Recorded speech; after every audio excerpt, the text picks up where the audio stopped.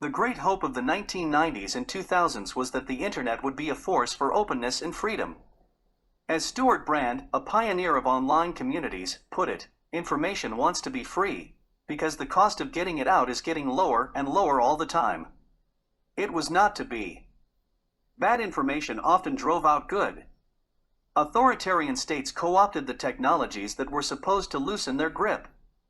Information was wielded as a weapon of war. Amid this disappointment, one development offers cause for fresh hope: the emerging era of open-source intelligence, OSINT. New sensors, from humdrum dashboard cameras to satellites that can see across the electromagnetic spectrum, are examining the planet and its people as never before. The information they collect is becoming cheaper. Satellite images cost several $1,000s 20 years ago. Today they are often provided free and are of incomparably higher quality. A photograph of any spot on Earth, of a stricken tanker, or the routes taken by joggers in a city is available with a few clicks. And online communities and collaborative tools, like Slack, enable hobbyists and experts to use this cornucopia of information to solve riddles and unearth misdeeds with astonishing speed. Human Rights Watch has analyzed satellite imagery to document ethnic cleansing in Myanmar. Nanosatellites tag the automatic identification system of vessels that are fishing illegally. Amateur sleuths have helped Europol, the European Union's policing agency, investigate child sexual exploitation by identifying geographical clues in the background of photographs. Even hedge funds routinely track the movements of company executives in private jets, monitored by a web of amateurs around the world, to predict mergers and acquisitions. OSINT thus bolsters civil society, strengthens law enforcement, and makes markets more efficient. It can also humble some of the world's most powerful countries. In the face of vehement denials from the Kremlin, Bellingcat, an investigative group, meticulously demonstrated Russia's role in the downing of Malaysian Airlines flight MH17 over Ukraine in 2014, using little more than a handful of photographs, satellite images, and elementary geometry. It went on to identify the Russian agents who attempted to assassinate Sergei Skripal, a former Russian spy, in England in 2018. Amateur analysts and journalists used OSINT to piece together the full extent of Uyghur internment camps in Xinjiang. In recent weeks, researchers poring over satellite imagery have spotted China constructing hundreds of nuclear missile silos in the desert. Such an emancipation of information promises to have profound effects. The decentralized and egalitarian nature of OSINT erodes the power of traditional arbiters of truth and falsehood, in particular governments and their spies and soldiers.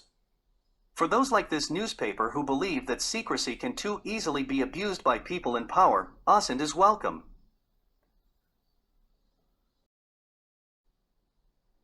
The likelihood that the truth will be uncovered raises the cost of wrongdoing for governments. Although OSINT might not prevent Russia from invading Ukraine or China from building its gulag, it exposes the flimsiness of their lies. Elliot Higgins, Bellingcat's founder, is right when he describes his organization as an intelligence agency for the people. No wonder that Russia's spy chief railed against it, most recently just this month. Liberal democracies will also be kept more honest. Citizens will no longer have to take their governments on trust. News outlets will have new ways of holding them to account.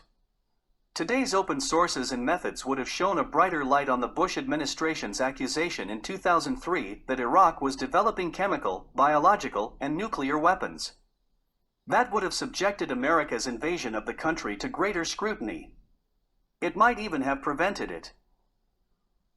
Some will warn that OSINT threatens national security as when, for example, researchers use data from fitness trackers to reveal remote CIA outposts and radar satellites to locate American missile defense systems.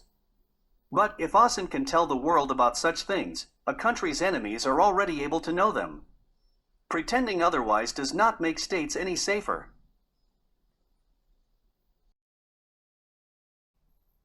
Others will point out that OSINT can be wrong. After the Boston Marathon bombing in 2013, internet users scrutinized the crime scene and identified several suspects. All were innocent bystanders. Oracent could be used by bad actors to spread misinformation and conspiracy theories. However, every source of information is fallible, and the scrutiny of imagery and data is more empirical than most of them. Hence, when OSINT is mistaken or malign, competing OSINT is often the best way to put the record straight. And over time, researchers and investigators can build a reputation for honesty, sound analysis, and good judgment, making it easier for people to distinguish trustworthy sources of intelligence from charlatans. The greatest worry is that the explosion of data behind open-source investigations also threatens individual privacy.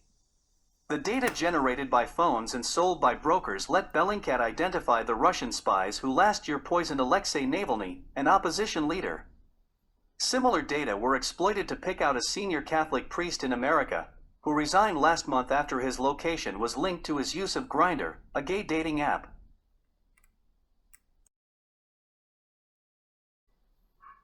A see-through world. The privacy of individuals in a digital age is fraught with trade-offs. At the level of states and organizations, however, OSINT promises to be a force for good. It is also unstoppable. Before the invasion of Afghanistan in 2001, America's government was able to buy up virtually all the relevant commercial satellite imagery. Today, too much data are available for that to be possible. A world where many American, European, Chinese, and Russian satellite companies vie to sell images is one of mutually assured surveillance. This is a future that open societies would be wise to embrace. Tools and communities that can unearth missile silos and unveil spies will make the world less mysterious and a little less dangerous. Information still wants to be free, and OSINT is on a mission to liberate it.